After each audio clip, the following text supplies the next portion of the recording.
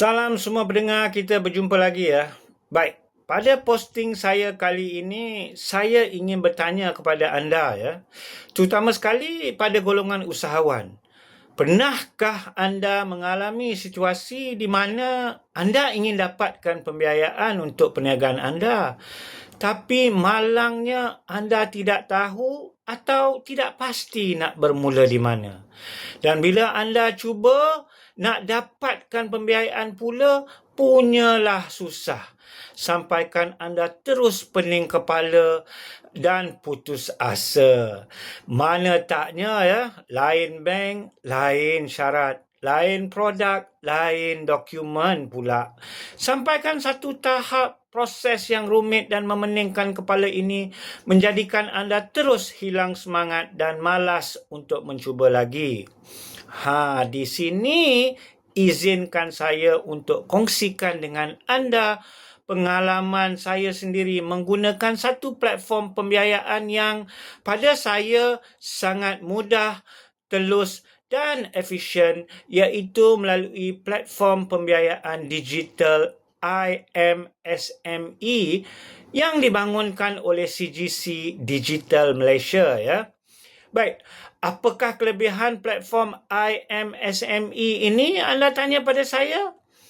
Dari pengalaman saya menggunakan platform ini ya, pertama sekali platform ini telah menghubungkan saya dengan pelbagai institusi pembiayaan seperti bank, pembiaya-pembiaya alternatif dan agensi-agensi kerajaan tanpa memerlukan saya pergi dari satu institusi ke institusi yang lain, tanpa memerlukan saya mengisi borang berulang kali dan memeningkan kepala saya nak memikir produk pembiayaan mana yang sesuai untuk keperluan perniagaan saya.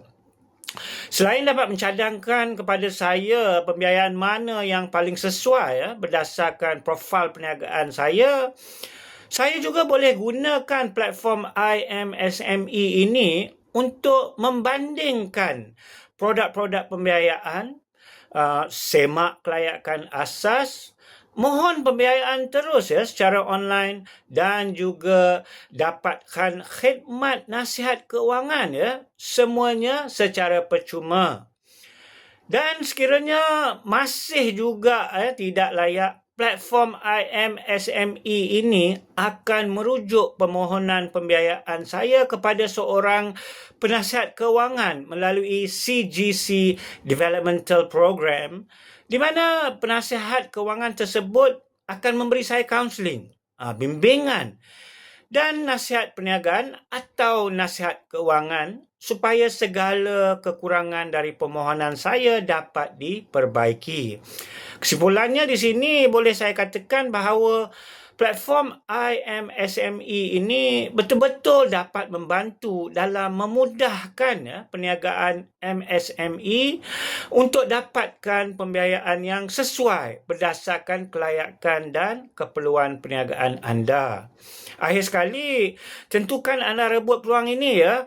Sekiranya anda daftar sebelum 31 Disember 2025, bagi mereka yang beragama Islam, anda berpeluang memenangi pakej umrah. Dan bagi mereka yang bukan beragama Islam, anda pula berpeluang memenangi voucher pelancongan. Jadi apa nak ditunggu lagi?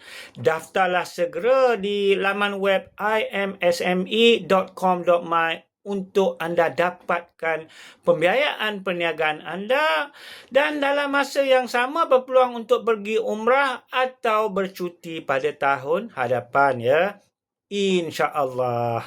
Baik, terima kasih dan jumpa lagi.